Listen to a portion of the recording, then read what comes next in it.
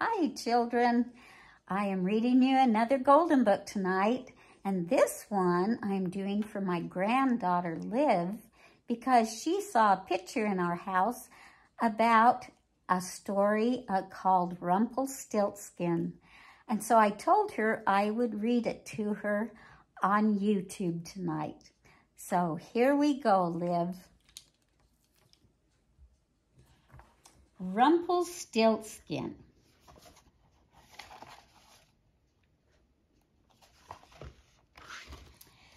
There once lived a miller who was so proud of his daughter's beauty that he wanted to tell everybody about it.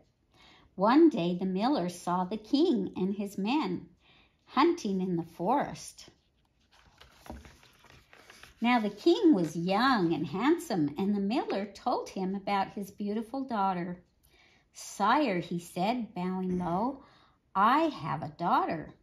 Not only is she beautiful, but she can also spin straw into gold."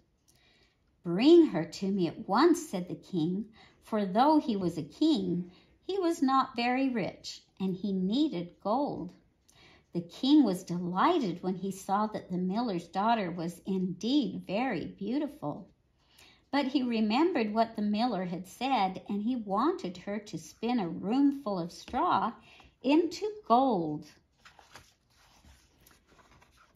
The king took the miller and the girl to his castle beyond the forest. When they arrived, the miller's daughter was put in a castle room. The boastful miller was to be held a prisoner until the king had all the gold he needed. The miller's daughter saw that her room contained nothing but a chair, a spinning wheel, and a pile of straw. "You have until morning to spin the straw into gold," said the king. The miller's daughter had never in her life spun straw into gold, nor did she know how it was done. She looked at the straw, and she looked at the spinning wheel, and she thought of her father, and she burst into tears. "Why do you weep, Mistress Miller?" said a voice. The girl saw a tiny little man.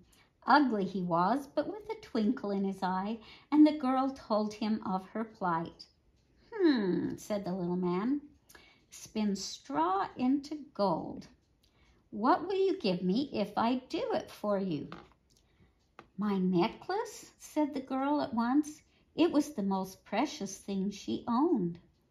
Then whir, whir, the little man started the spinning wheel, and whir, whir, it went all night spinning the straw into precious gold. By morning, every piece of straw had been spun into golden coins, and the magical man had disappeared. The king was so delighted when he saw all the gold that he decided he must have more. "Guards, fill the room with twice as much straw as before. The girl will spin me twice as much gold." Once again, the miller's daughter sat alone in the room and looked at the huge piles of straw. Once again, the girl burst into tears. And once again, the little man appeared to help the miller's daughter.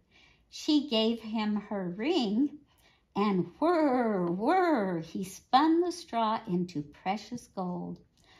"Oh," said the king next morning, "if you will spin me one more cartload of gold, you shall be my wife."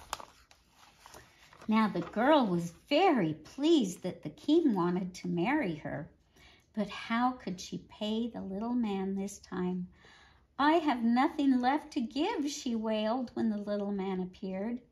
And the little man said, "If you will promise to give me your first child, I will do it for you." The poor girl agreed.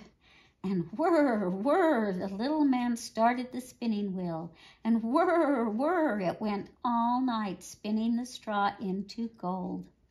As the little man cleared away one pile of straw, he would replace it with a pile of gold. The miller's daughter grew quite dizzy watching the little man run quickly back and forth with straw and gold. Her eyes were dazzled when all the straw was spun away, and all that remained was pot after pot of shining gold. The king was overcome with delight when he saw the gold gleaming in the morning light, and the miller's daughter beside it, even more beautiful than the gold. He ordered the marriage ceremony to begin at once, and the miller to be set free. And that is how the miller's daughter became a queen. In a year's time, the young queen gave birth to a beautiful baby daughter. All the people in the land rejoiced when they heard of the birth of a princess. There was singing and dancing in the streets, and all the houses were covered with flowers and flags. But no one was more pleased than the happy king and his queen.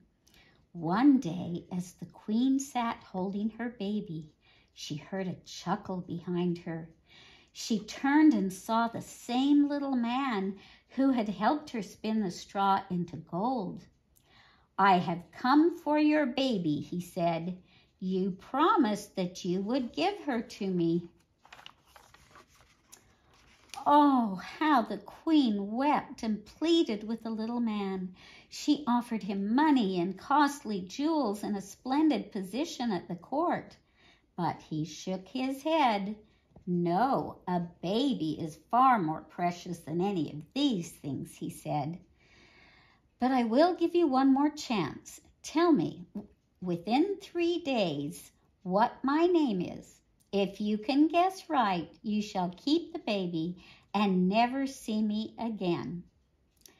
And with that, he disappeared.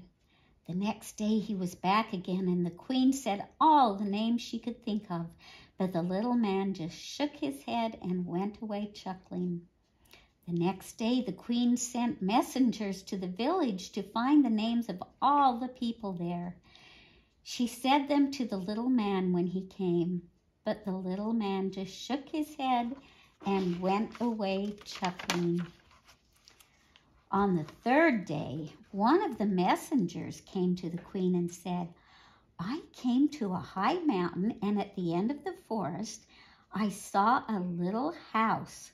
Before the house, a fire was burning, and round about the fire, a little man was jumping. An ugly little man he was, but with a twinkle in his eye, and he was saying these words as he danced. 'Today I brew, tomorrow I bake, the next day the queen's child I take. For the queen can never guess my name, that Rumpelstiltskin is my name.' As soon as the queen heard these words, she knew that she was saved. She rewarded the messenger handsomely and sat down to await the little man, her baby on her knee. The little man appeared, and the queen began to say more names to him. Harry, Perry, Willemsy, Morrissey, Peterkin, Hopewell, Jones. But it was none of these, as the queen well knew, and the little man held out his arms for the baby. The queen began to rock her baby to and fro. Then she said, "Why then, perhaps your name is, could it be, I think it must be Rumpelstiltskin." Oh, how angry that little man was. "Someone told you, he screamed in a rage. He tore at his hair, and he jumped and he groaned, and then he started to stamp his feet in a very, very angry way. And do you know, he stamped so hard that he stamped himself right through the floor and into the ground. He has not been seen again from that day to this." And so the king and the queen and their little daughter, and of course the miller too, all lived happily ever after. That's the end. Love you all.